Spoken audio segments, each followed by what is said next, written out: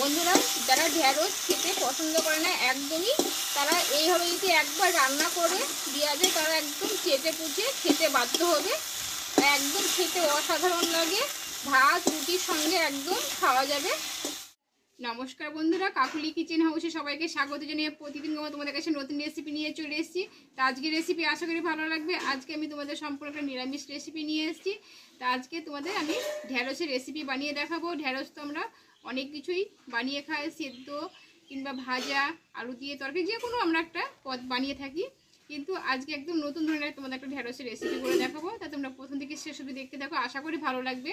আর যে সকল বন্ধুরা আমার চ্যানেলে নতুন এখনও, তারা চ্যানেলটা সাবস্ক্রাইব করে পাশে থেকো। আর তাহলে চলো শুরু করছি। দেখো এখানে আমি 400 গ্রাম মতো ঢেঁড়স নিয়েছি। ঢেঁড়সটা যেহেতু বাজারে কেনা, তাই আমি আগেই ভালোভাবে পরিষ্কার করে ধুয়ে নিয়েছি। এই ঢেঁড়সটা আমি আগে পিচ পিচ করে কেটে নেব। দেখো এই ঢেঁড়সের দুই অংশটাকে কেটে বাদ দেব, দিয়ে আমি 2 পিচ করে নেব। আর যেগুলো একটু বড় সেগুলো আমি 3 পিচ করব।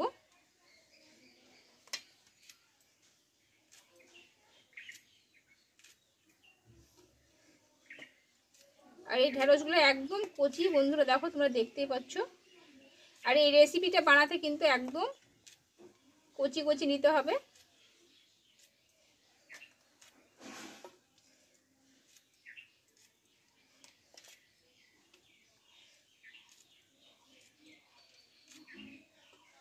আগে সম্পূর্ণ আমি কেটে নেব।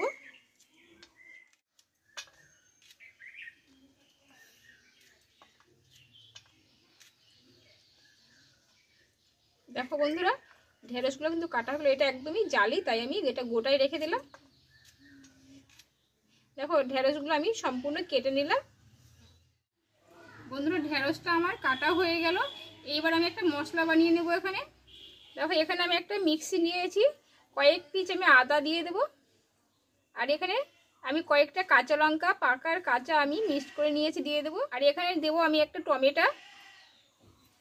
আর এই চামচের 1 চামচ মতো আমি কালো সরষে নিয়েছি, দিয়ে দেবো।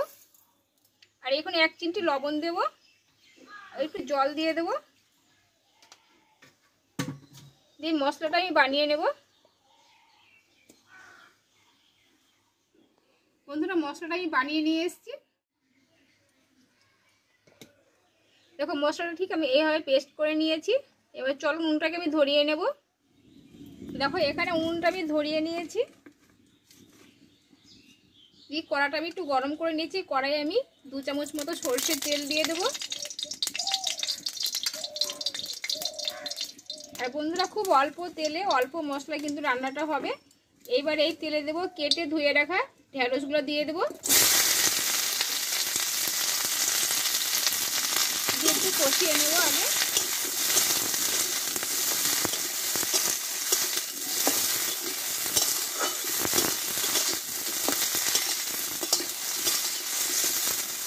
এবার দেবো একটু লবণ, আর দেবো একটু হলুদ গুঁড়ো, দিয়ে একসঙ্গে ভালোভাবে ঢেঁড়সটা কষিয়ে নেব।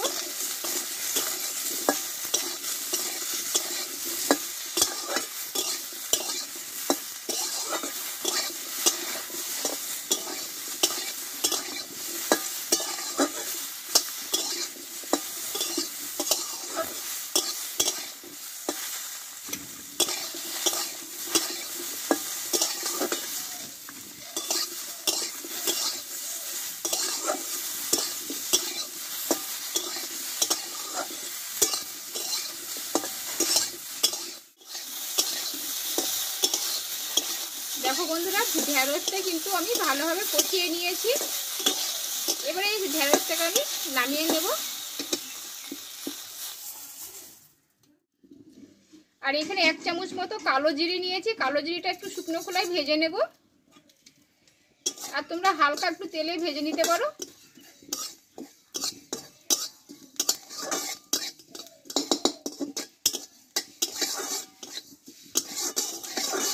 একটু হালকা তেল ছিল, সেই তেলটাই কিন্তু ভেজে নিলাম, শুকনো খোলায় বলতে পারো। অল্প তেল ছিল, কিন্তু এতে খুব সুন্দর একটা গন্ধ আসবে, তার জন্য আমি হালকা করে ভেজে নিলাম। এই কড়াই আমি আর 1 চামচ মতো তেল দিয়ে দেব।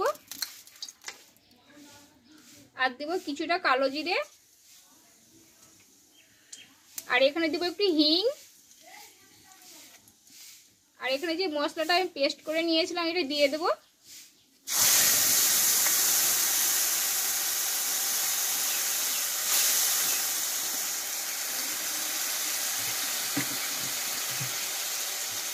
অল্প একটু আমি জল দিয়ে দেবো, আর দেবো একটু হলুদ গুঁড়ো। আর বন্ধুরা, যেহেতু কষার সময় একটু ঢেঁড়সে লবণ দিয়ে আছে আর মশলাটাও একটু লবণ দিয়ে পেস্ট করেছে, তাই অল্প করে লবণ দেবো। দিয়ে মশলাটা ভালোভাবে কষিয়ে নেব।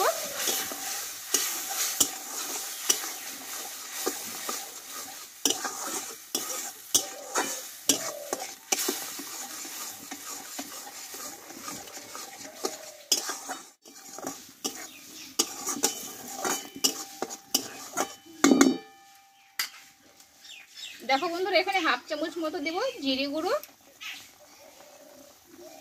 আর দেবো হাফ চামচ মতো ধনে গুঁড়ো। এই মশলাটা একসঙ্গে ভালোভাবে কষিয়ে নেব।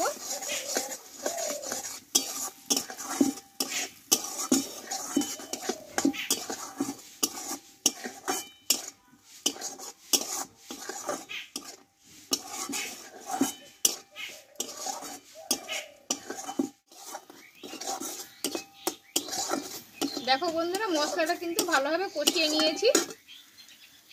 এবার যেহেতু নিরামিষ রান্না, এখানে হাফ চামচ মতো চিনি দিয়ে দেবো।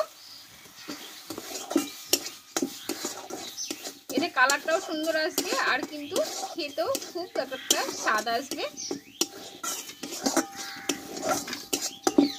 দেখো মশলাটা কিন্তু ভালোভাবে কষিয়ে নিয়েছি। এবার এখানে কষে রাখা আমি ঢেঁড়সগুলোকে দিয়ে দেবো। এই মশলার সঙ্গে আমি আবারও কিছুক্ষণ নাড়াচাড়া করে নেব।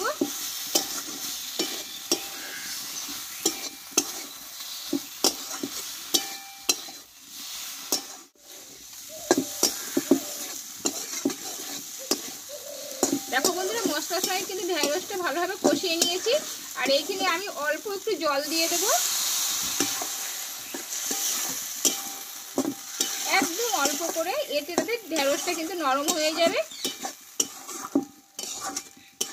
এবার খুব অল্প আছে এটা বসানো থাকবে 2 মিনিট থেকে 3 মিনিট মতো।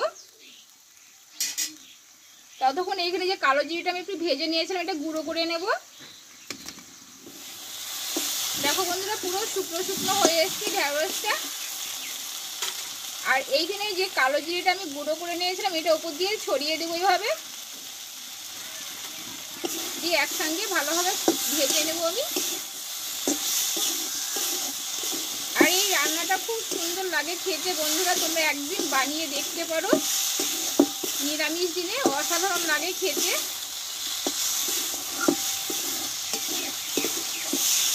আর খুব অল্প মশলা অল্প তেলে কিন্তু রান্নাটা হয়ে গেল।